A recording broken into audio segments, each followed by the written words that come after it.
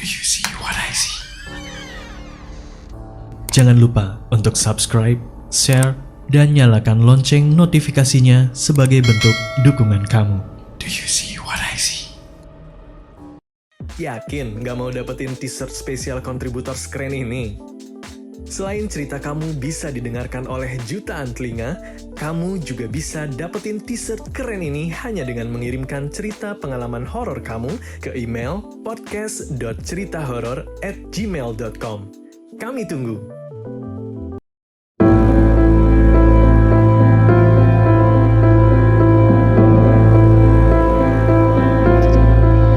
Halo semuanya. Di sini gue pengen berbagi cerita kembali tentang pengalaman pribadi gue pada akhir November 2019 tahun lalu.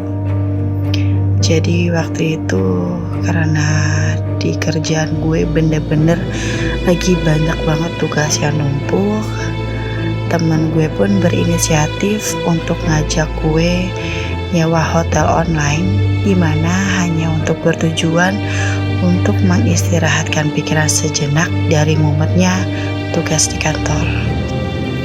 Jadi pada hari Sabtu sekitar jam 2 setelah pulang kerja, gue sama teman gue pun langsung pergilah ke hotel online tersebut.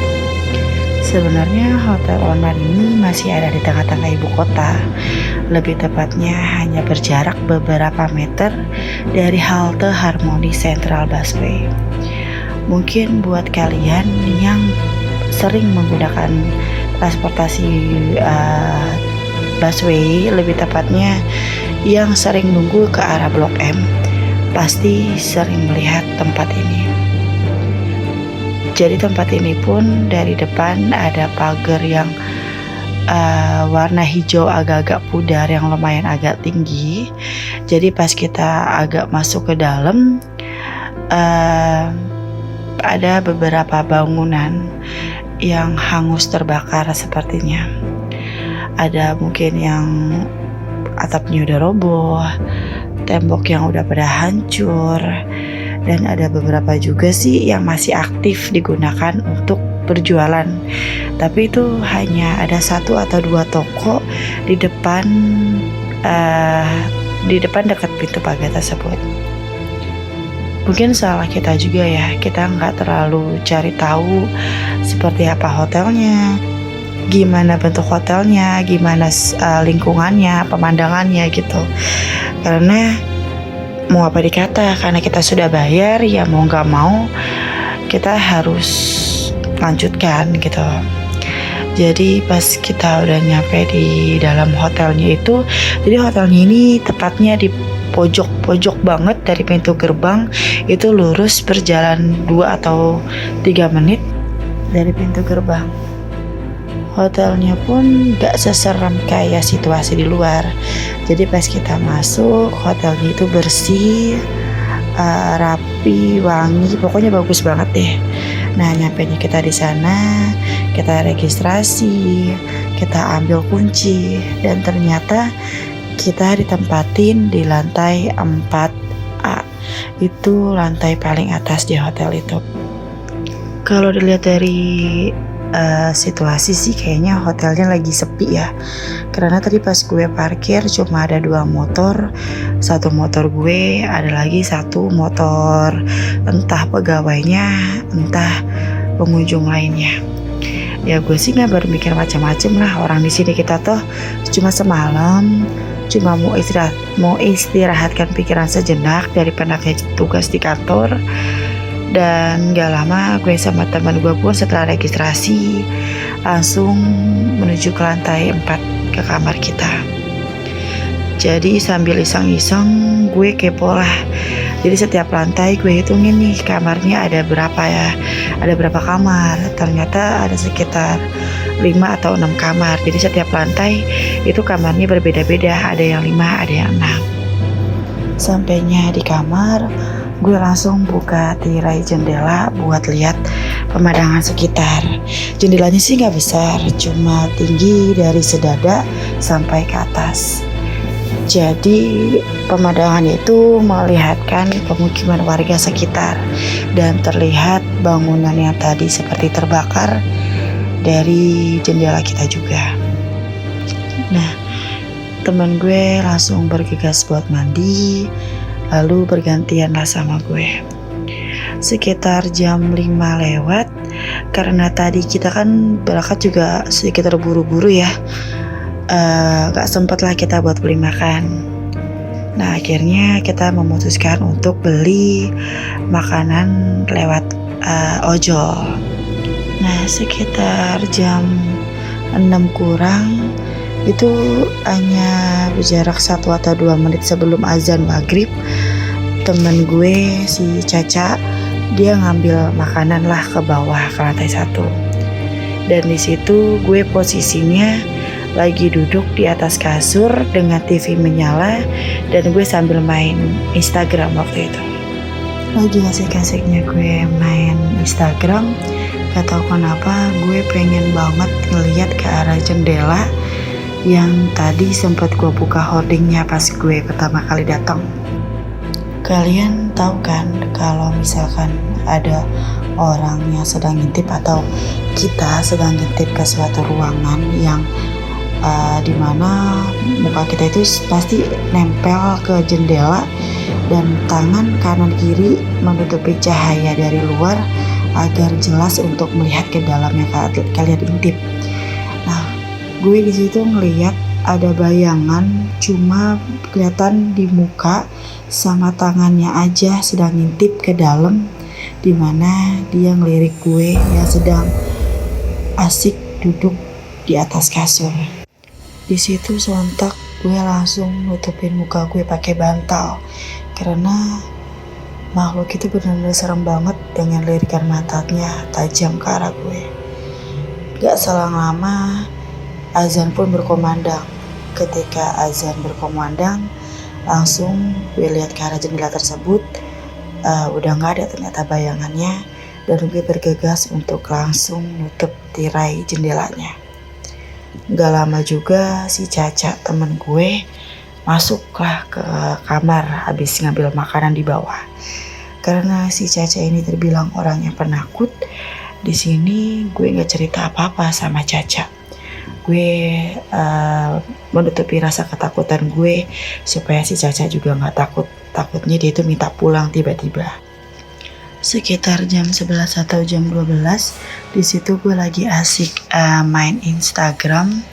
Ternyata tiba-tiba gue dengar suara kayak orang loncat dari atas, loncat ke depan pintu kamar gue. Gue sih di situ berpikirnya mungkin pengunjung di lantai kamar gue. Nah, gue nggak terlalu menghiraukan lah itu suara, dan gue masih tetap fokus main Instagram.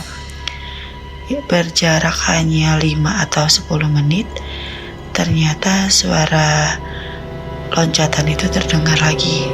Kali-kali ini benar-benar kenceng banget pas tepat di pintu kamar gue.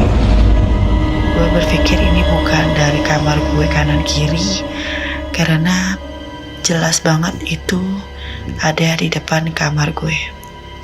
Sebenarnya sih gue takut ya, tapi ini cukup mengganggu karena suara loncatan itu benar-benar kenceng banget.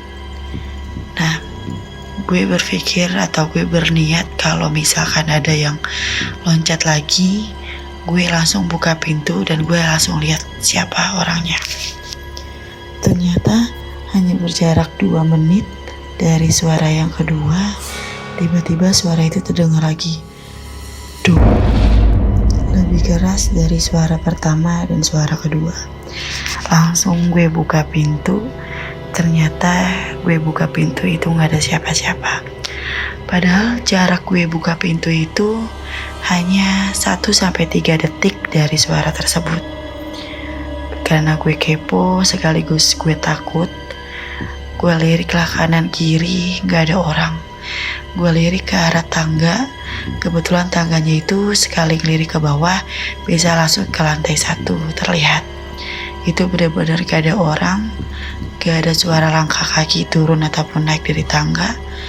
Dan gue lihat dari semua kamar, gue dengerin suasana kamar di lantai gue, itu benar-benar gak ada suara orang atau kayak suara ada kehidupan lah di kamar itu. Gue di situ udah benar-benar takut banget. Gue langsung tutup pintu, gue kunci, gue paksain diri gue buat tidur. Ternyata beberapa menit kemudian gue terlelap tidur. Tapi dalam tidur gue itu, gue lihat ada anak kecil. Gue sih gak terlalu lihat ya, karena anak kecil itu sedikit ngebayang, kayak tembus pandang gitu, terlihat dari pinggul sampai kepala. Karena dari pinggul sampai ke bawah itu ketutupan si Caca, teman gue. Anak kecil itu ngelihat ke bolam lampu yang ada di atas tepat di kasur gue. Sepertinya sih gue sedang ketindihan, karena di situ gue nggak bisa bergerak, gue nggak bisa ngomong apa-apa, gue cuma bisa istighfar, doa yang gue bisa berkata. Dan gue terus memandang anak kecil itu, dan anak kecil itu berkata, pulang, pulang, pergi. Sontak gue langsung bangun. Di situ gue bener ngos-ngosan, gue keringetan, nafas gue nggak beraturan. Tapi pas gue lihat sekeliling, ternyata anaknya nggak ada. Gue berpikir itu cuma mimpi. Pas gue lihat, ternyata masih jam 1:30. Perasaan gue udah lama banget tidur. Ternyata tidur gue baru terlelap nggak ada 1 jam. Dan karena masih ngantuk, gue pun lanjut buat tidur. Nggak lama, gue pun tertidur lagi.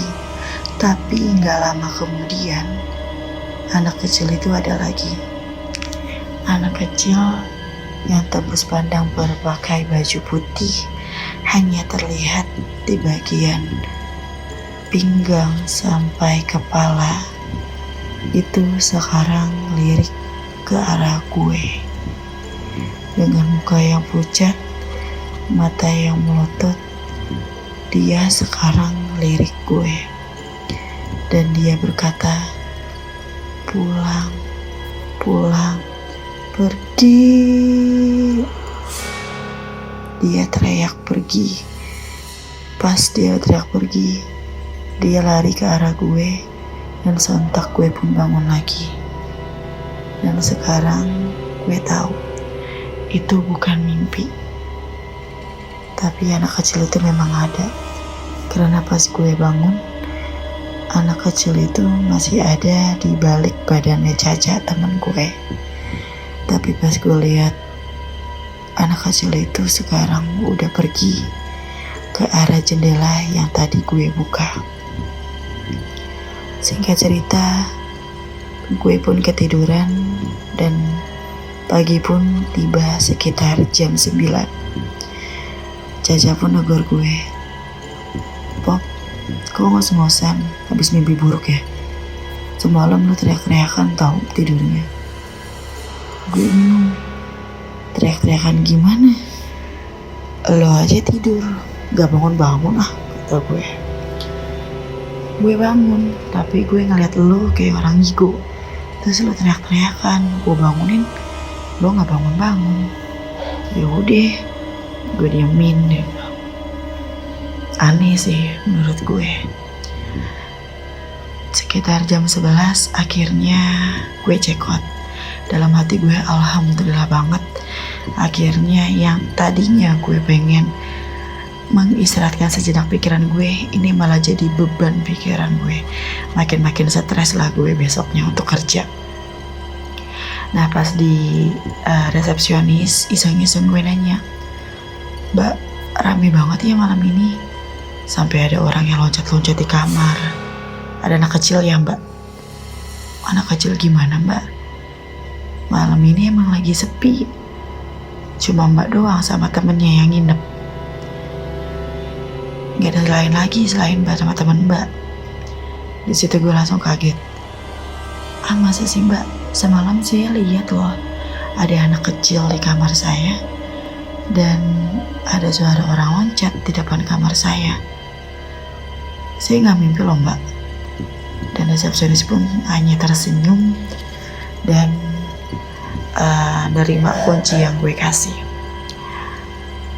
Gue sih nggak tahu ya, gue itu seorang indigo atau enggak.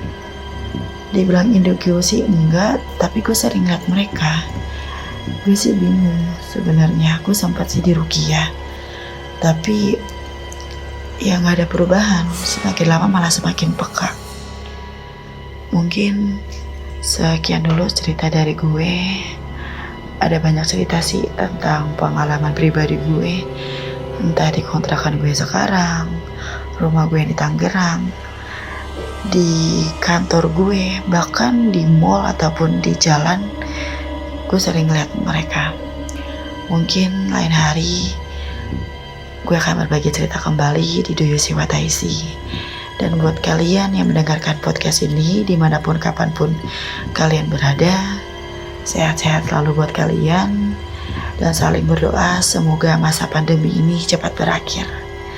Terima kasih. Assalamualaikum.